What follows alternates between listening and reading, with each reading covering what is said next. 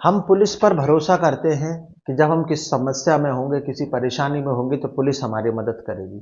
पर क्या हो कि जब आप उस पुलिस वाले के पास शिकायत लिखाने के लिए जाओ और आप उसी शिकायतकर्ता की शिकायत बड़े अधिकारियों से करो।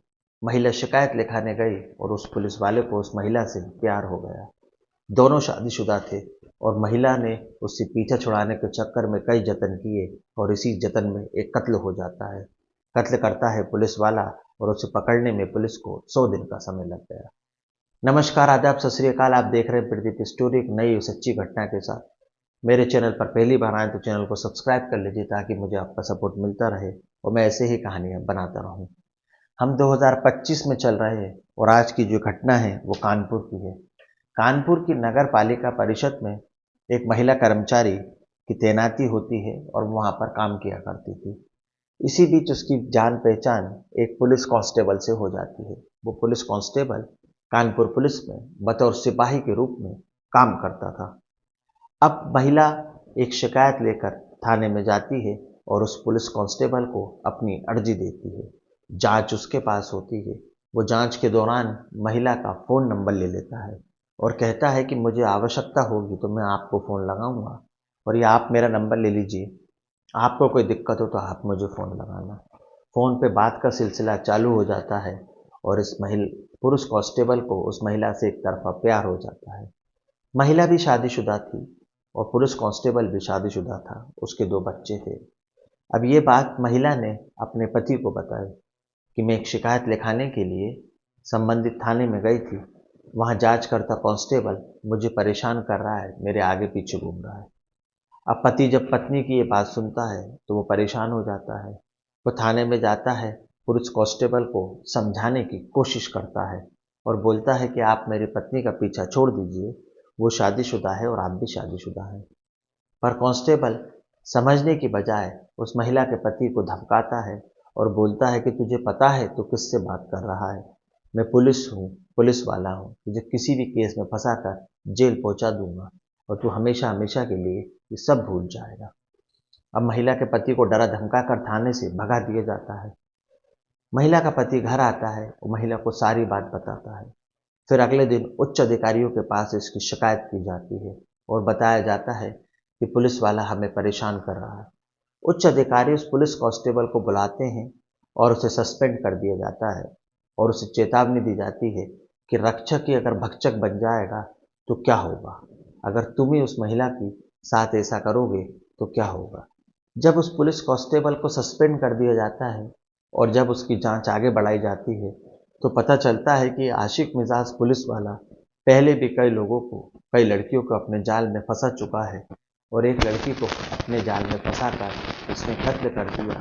और जब तहकीकात हुई, 100 दिन बाद ये पुलिस वाला पकड़ा आया। तो जब जिसने भी ये कहानी सुनी, जिसने भी ये वाक्य सुना, जहाँ जहाँ तक ये आवाज़ गई वहाँ वहाँ तक सोचने पर मजबूर हो गए कि क्या रक्षक ही भक्षक बन सकता है। अगर रक्षक ही भक्षक बन जाए तो हमारा आम जनता का क्या होगा। आखिर क्या थी ये कहानी, क्या था ये मामला, सब कुछ आपको जानने को इस कहानी में मिलेगा। बने रहिए मेरे साथ। अब बात करते हैं कि इसने किसका कत्ल किया, क्यों किया और इसके पीछे की वजह क्या थी। तो इस कहानी की शुरुआत होती है उत्तर प्रदेश का एक जिला है फतेहपुर। वहाँ का रहने वाला एक किसान होता है जिसका नाम होता है बाबू। उसकी पत्नी संगीता और एक बेटा सुनील। उसकी जो बेटी होती है शालिनी, वो कानपुर में रहकर एक अस्पताल में नर्स का काम कर रही थी। अब शालिनी की उम्र लगभग 22 साल थी और किसान परिवार था। उसने लिखा पढ़ा कर अपनी बेटी को बहुत मुश्किलों से नर्स बनाया था। अब रोज शाम को शालिनी अपने पिता और माँ बाप से बात किया करती थी, हालचाल बताया करती थी कि मम्मी आज अस्पताल में ऐसा हुआ, आज ऐसा हुआ, आज मेरी दिनचर्या ये थी। पर लगभग 2 दिन से शालिनी का फोन नहीं लग रहा था। अब वो परेशान हो जाते हैं, हैरान थे, बहुत कोशिश करते हैं पर फोन नहीं लगता है। तो वो सीधे थाने पहुंच जाते हैं और बताते हैं कि मेरी बेटी ने नर्सिंग का कोर्स किया था, रोज मेरी उससे बात होती थी, लेकिन आज मेरी बात उससे हो नहीं पा रही है। पुलिस वाले कहते हैं कोई बात नहीं, आप एक शिकायत लिख कर दे दीजिए, नंबर लिख कर दे दीजिए, जैसा भी होगा हम बात करेंगे। अब शिकायत लिखकर दे दी जाती है, पुलिस उस आवेदन को रख लेती है और जांच में डाल देती है। अब इधर माँ बाप परेशान थे, वो 2 दिन छोड़कर फिर थाने पहुंच जाते और पूछते, साहब मेरी बेटी का क्या हुआ, कुछ पता चला कि नहीं चला। अब माँ बाप थे, बेटी जिगर का टुकड़ा होती है, इसलिए हैरान थे, परेशान थे। अब जब वो बार बार थाने जाते तो उनके बार बार थाने जाने से थाने का स्टाफ और पुलिस वाला जांच करता अधिकारी परेशान था, हैरान था। वो चिढ़कर उन्होंने लड़की के माँ बाप से कहा कि जब जवान लड़की संभाली नहीं जाती तो क्यों उसे इतनी दूर काम करने के लिए भेज दिया, कहीं किसी के साथ भाग तो नहीं गई। अब जैसे ही माँ बाप ये बात सुनते हैं वो हैरान परेशान हो जाते हैं। ये एक तो हमारी बेटी खो गई है, पुलिस उसे ढूंढने का तो प्रयास नहीं कर रही है, बल्कि हमारे ऊपर ही उल्टा इल्जाम लगा रही है। अमूमन ये होता भी है कि पुलिस किसी भी मामले को शुरू में गंभीरता से नहीं लेती है, या आप और हम भी जानते हैं। अब माँ बाप ऊपर के अधिकारियों के पास शिकायत करते हैं, एसपी साहब को आवेदन देते हैं, एसपी साहब से मांग होकर संबंधित थाने में आवेदन आता है और जब पुलिस की नींद टूटती है। अब पुलिस कहती है कि भाई ये आवेदन जो आया है, अब हम इसकी जांच करना शुरू करते हैं। लड़की गायब हुई, लड़की का जो फ़ोन बंद हुआ वो 3 मार्च 2024 को हुआ। अब ऐसे ही समय निकलता जा रहा था, निकलता जा रहा था। अब बड़े अधिकारियों से मुलाकात होती है, तब पुलिस की नींद टूटती है। पुलिस लड़के का नंबर लेती है, सीडीआर निकालती है और उसके माध्यम से जानने की कोशिश करती है कि भाई किस व्यक्ति से इसकी सबसे ज़्यादा बात हुई, आखिरी लोकेशन क्या थी। पुलिस अपनी तहकीकात वहीं से शुरू करती है। ये पुलिस का पैटर्न है कि जब कोई व्यक्ति गुमशुदा हो जाए या उसका फ़ोन बंद हो जाए तो सीडीआर की मदद से पता किया जाता है कि आखिरी बार किससे कॉल हुई थी, सबसे ज़्यादा किससे कॉल हुई थी। अब जब सीडीआर निकाली जाती है तो पता चलता है कि जिला एटा के थाना जेथरा का एक मोहल्ला लगता है गांधीनगर, और वहाँ का रहने वाला एक कांस्टेबल होता है। कानपुर के अलग अलग इलाकों में इसकी पोस्टिंग हुई थी। अब इसका नंबर जब निकलता है तो शालिनी से लगातार इसकी बात हुई थी। अब मसला ये था कि जब इन लोगों की इतनी लंबी चौड़ी बात हुई, लंबी चौड़ी चैट हुई व्हाट्सएप पे, लंबी लंबी इनकी बातें हुआ करती थी, तो जब ये लड़की गायब हो गई तो इस कांस्टेबल ने उस लड़की को ढूंढने की कोशिश क्यों नहीं की, ये भी एक सवाल था। अब जो शालिनी गायब होती है वो एटा से निकलती है और अयोध्या के लिए जाती है, और पुलिस की लोकेशन भी जब ट्रेस की जाती है तो पता चलता है कि लास्ट लोकेशन इसकी एटा से अयोध्या की तरफ थी और उसके संग एक व्यक्ति और था। अब उस व्यक्ति को भी पुलिस हिरासत में ले लेती है और सख्ती से पूछताछ करती है कि शालिनी कहाँ है, शालिनी तुम्हारे साथ थी, आखिरी बार शालिनी की लोकेशन तुम्हारे साथ निकली, सच सच बता दो वो कहाँ है, नहीं तो पुलिस अपने पुलिस के तरीके से पूछेगी। अब जो कांस्टेबल होता है उसका नाम मनोज है, वो सीधे बातचीत करने की कोशिश जब पुलिस उससे करती है तो वो बताता नहीं है। वो सोचता है कि मैं खुद पुलिस वाला हूँ और पुलिस मुझसे पूछताछ कर रही है, पुलिस मुझे मुलजिम की नज़र से देख रही है, तो मेरे को जो पता है मैं वही बताऊंगा। अब पुलिस कहती है कि भाई आखिर तुम करना क्या चाहते हो, बताओगे कि नहीं बताओगे। तो पुलिस अपने अंदाज में पूछती है, तब निकलकर एक कहानी सामने आती है, और उस कहानी की शुरुआत कहाँ से होती है और उसका अंत क्या हुआ, जब आप ये सुनेंगे तो आप भी सोचने पर मजबूर हो जाएंगे कि पुलिस वाले की उम्र इतनी थी और लड़की की उम्र मात्र 22 साल थी, और कैसे ये सब कुछ हो गया। असल में मनोज जो पुलिस वाला था, कंट्रोल रूम में काम किया करता था, और उसके पास एक फ़ोन आता है। फ़ोन करने वाला व्यक्ति कहता है कि साहब यहाँ पर एक एक्सीडेंट हो गया है, आप तुरंत यहाँ पर आ जाइए। तुरंत वो वहाँ पर पहुँचते हैं और पुलिस को सूचना दी जाती है। अब मनोज कुमार वहाँ पर पहुँचते हैं, जिनकी उम्र लगभग 50 साल के आसपास होती है। वो लड़के देखते हैं कि लड़की का एक्सीडेंट हो गया है। अब तत्काल प्रभाव से उस लड़की को अस्पताल में भर्ती कराया जाता है। अब जब उस लड़की को वहाँ भर्ती कराते हैं तो उस पूरे मामले की तहकीकात, पूरे मामले का इन्वेस्टिगेशन मनोज कुमार के पास होता है। और जो लड़की होती है उसके साथ उसकी सहेली भी होती है, शालिनी। ये वही शालिनी है जो इस पूरी कहानी का कैरेक्टर है, इस पूरी कहानी का किरदार है। जिस किसान ने अपनी बेटी की गुमशुदगी की रिपोर्ट लिखाई थी कि मेरी बेटी कानपुर में नर्स का काम करती है, ये वही शालिनी है। अब शालिनी की उम्र 22 साल होती है और पुलिस वाले की उम्र लगभग 50 साल होती है। और नर्स को और उस पुलिस वाले को आपस में मोहब्बत हो जाती है, प्यार हो जाता है और ये दोनों एक दूसरे के नज़दीक आ जाते हैं। अब दोनों लगातार एक दूसरे से बात करते हैं, एक दूसरे के बिना रह नहीं सकते थे, बेइंतहा मोहब्बत हो जाती है। उम्र के फासले को हटाकर, रीति रिवाज को हटाकर, अपने बीच की दूरियों को हटाकर ये दोनों करीब हो जाते हैं। अब लड़की जो शालिनी होती है उस पुलिस वाले से बहुत प्यार करने लगती है और कहती है कि मैं तुमसे शादी करना चाहती हूँ, मैं तुम्हारे बिना नहीं रह सकती। तो पुलिस वाला बताता है कि मैं पहले से शादीशुदा हूँ और 2 बच्चों का बाप हूँ, मेरी पत्नी है।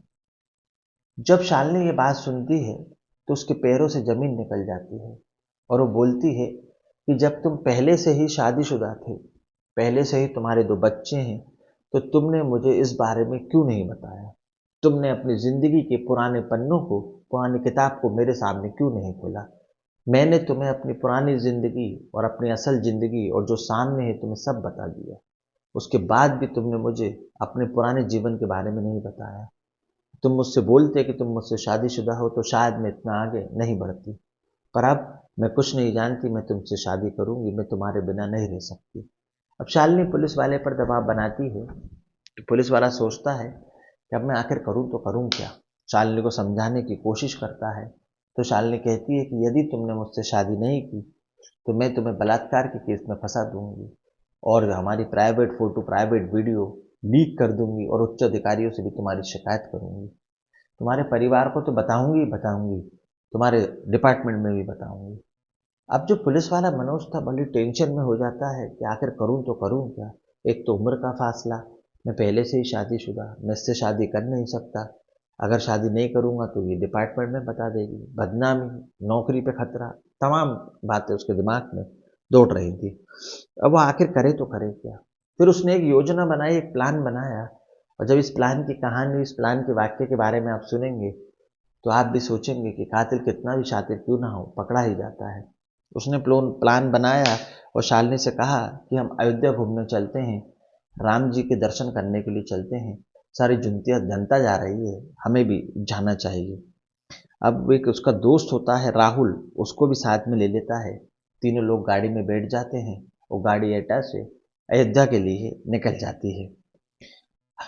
पर अयोध्या के लिए जाने वाला रास्ता से अलग एक रास्ते पर यह गाड़ी चल देती है। शालिनी कहती है मनोज से और राहुल जो पीछे बैठा हुआ था कि शायद हम लोग रास्ता भूल गए, गाड़ी गलत रास्ते पर जा रही है।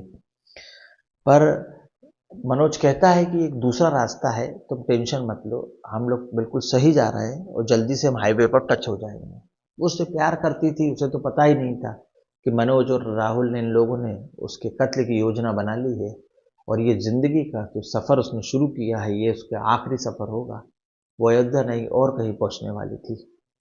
अब सफ़र चल देता है और लगभग एटा से 230 किलोमीटर दूर निकल जाने के बाद पीछे बैठा हुआ राहुल शालिनी का गमछे से गला दबा देता है। शालिनी फड़फड़ाती है, बचने की कोशिश करती है, चिल्लाने की कोशिश करती है, पर हाईवे था, सुनसान रास्ता था, कोई वहां उसकी बात सुनने वाला नहीं था और शालिनी का गमछे से गला घोंटकर दम निकल जाता है और उसे मार दिया जाता है। अब शालिनी की लाश गाड़ी के अंदर ही पड़ी थी। गाड़ी में 3 लोग थे, मनोज, उसका दोस्त राहुल और शालिनी। गाड़ी चलती रही, चलती रही, चलती रही और घटना स्थल से कुछ ही दूर पर जाकर उन्हें कुआं मिलता है। अब मनोज पुलिस वाला था, तहकीकात करना, जांच करना जानता था, तो वो शालिनी के पूरे शरीर के कपड़े उतार देता है और सोचता है कि कहीं ऐसा ना हो कपड़ों से कोई क्लू मिल जाए और शालिनी की डेड बॉडी की पहचान हो जाए। और पत्थर से शालिनी के मुंह पर कई बार करता है और उसका चेहरा बिगाड़ देता है। कुएं की गहराई ज्यादा थी, सुनसान इलाके, हाईवे पर कुआं था। उस कुएं में उस बॉडी को डंप कर कर राहुल और मनोज अपनी गाड़ी से वहां से निकल जाते हैं। अब 10 से 12 दिन का समय हो जाता है और किसी को कोई खबर नहीं थी। उधर माँ बाप थाने के लगातार चक्कर काट रहे थे, पुलिस वाले से पूछ रहे थे कि साहब हमारी बेटी मिली कि नहीं। पुलिस को बेटी मिलती कहाँ से, बेटी तो थी नहीं तो मिलती कहाँ से, वो तो दुनिया से ही जा चुकी थी। पर सवाल ये था कि ये बात शालिनी के माँ बाप को पता ही नहीं थी कि मेरी बेटी का कत्ल हो चुका और मेरी बेटी इस दुनिया में नहीं है। वो तो इस खबर को, इस घटना को गुमशुदगी से ही जोड़कर देख रहे थे, पुलिस भी ऐसा ही कर रही थी। अब 10 से 15 दिन का समय यूं ही बीत जाता है। एक राहगीर वहां से गुजरता है और उसे कुएं में से बदबू आती है।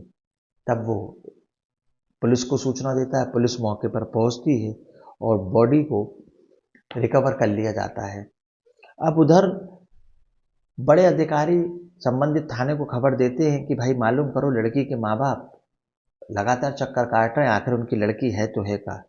उधर पुलिस ने इस मामले को गंभीरता से लिया ही नहीं।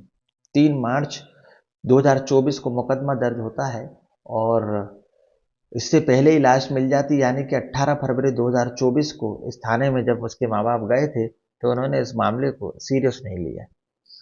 लगभग 72 घंटे बीत जाते हैं डेड बॉडी को निकाले हुए। कोई क्लेम नहीं करता, कोई खबर नहीं आती है, तो पुलिस उस बॉडी का अंतिम संस्कार कर देती है और अंतिम संस्कार करने के बाद जो संबंधित रिपोर्ट थी वो थाने में लिखकर बंद कर दी जाती है।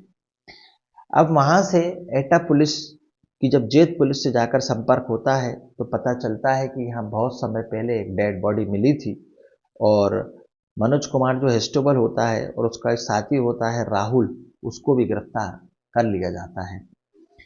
अब जब शिनाख्ती की जाती है, बताया जाता है कि भाई डेड बॉडी ऐसी ऐसी थी, तो पुलिस अपनी जांच को आगे बढ़ाती है। मनोज और राहुल को कस्टडी में ले लिया जाता है और उधर सीडीआर में मनोज की डिटेल तो पहले ही आ चुकी थी कि मनोज शालिनी से बात करता था और इन लोगों की लंबी लंबी चैट हुई। जब मनोज से पुलिस अपने शक्ति या अंदाज में पूछती है तो वो सारी बात पुलिस को बताता है कि एक एक्सीडेंट हुआ था, उसमें लड़की को शालिनी भर्ती कराने के लिए अस्पताल लाई थी।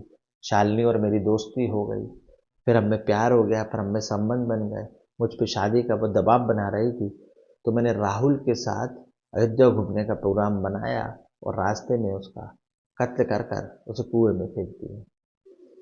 पर मनोज और राहुल को एक बात पता नहीं थी कि जब शालिनी इनके साथ अयोध्या घूमने का प्रोग्राम बना रही थी तो पड़ोस में ही रहने वाली दीदी से उसने एक ट्रॉली बैग मांगा था और उनसे कहा था कि मैं अयोध्या की तरफ जा रही हूँ, जल्दी आपका बैग वापस कर दूंगी। जब शालिनी गुमशुदा हो गई और उसके माँ बाप थाने के चक्कर काट रहे थे तब उन्होंने पड़ोसी दीदी को ये बात बताई कि हमारी बेटी बहुत दिनों से गायब है। तब उन्होंने कहा कि वो मुझसे बैग लेकर गई थी और अयोध्या तरफ जाने का बोल रही थी, तो क्यों ना आप उस लोकेशन पर उसको ट्रैक किया जाए। इसलिए माँ बाप को शक था कि हमारी बेटी के साथ कुछ ना कुछ गलत हुआ है और इसीलिए पुलिस ने इस तार को एटा की तरफ से अयोध्या नगर जाने वाले थानों से जोड़कर देखा। तब उसकी बॉडी रिकवर हुई। मनोज और राहुल दोनों को हत्या के जुर्म में जेल के अंदर पहुंचा दिया गया और पुलिस को उस पूरी तहकीकात को करने में लगभग 3 महीने 10 दिन का समय लग गया। 100 दिन तक वो पुलिस वाला पुलिस की वर्दी पहनकर पुलिस के साथ ही घूमता रहा, अपना काम करता रहा और पुलिस हत्यारे तक पहुंच नहीं पाई। हत्यारा डिपार्टमेंट में ही था, पुलिस के वेश में था, पुलिस की वर्दी का ओरिजिनल सिपाही था, पर पुलिस ने इस मामले को गंभीरता से नहीं लिया। अगर पुलिस इस मामले को गंभीरता से लेती तो शायद ये बहुत ही जल्दी पकड़े जाते और शायद इतनी नौबत कभी होती ही ना। इस कहानी को सुनाने का उद्देश्य किसी का दिल दुखाना, किसी के अंतरात्मा को परेशान करना, किसी के मान सम्मान को ठेस पहुंचाना नहीं है, बल्कि आपको एक सच्ची घटना से रूबरू कराना है और आपको बताना है कि हम जिससे प्यार करते हैं, जिस पर विश्वास करते हैं, जिसके भरोसे पर हम उसके साथ जाते हैं, ऐसा तो नहीं कहीं वो हमारे भरोसे को तोड़कर हमारी जिंदगी की डोर को ही तोड़ दे और हम हमेशा हमेशा के लिए दुनिया से चले जाएं। शालिनी ने, जो कि 22 साल की उम्र थी, अपनी उम्र को हटाकर 50 साल के व्यक्ति से सच्चा प्यार किया, पर उसे नहीं मालूम था कि वो पहले से ही शादीशुदा है, उसके 2 बच्चे हैं। और जब उस शालिनी से शादी का दबाव बनाया तो उसने शालिनी को अपने जीवन से हमेशा हमेशा के लिए हटा दिया। कहानी के बारे में आपके क्या विचार हैं, कमेंट्स में बताइएगा। कहानी अच्छी लगी तो लाइक करें, चैनल को सब्सक्राइब करें ताकि मुझे आपका सपोर्ट मिलता रहे। अगली कहानी, अगले वाक्य में फिर मुलाकात होगी, मैं फिर हाजिर होऊंगा। जब तक के लिए जय हिंद, जय भारत, जय जवान, जय किसान।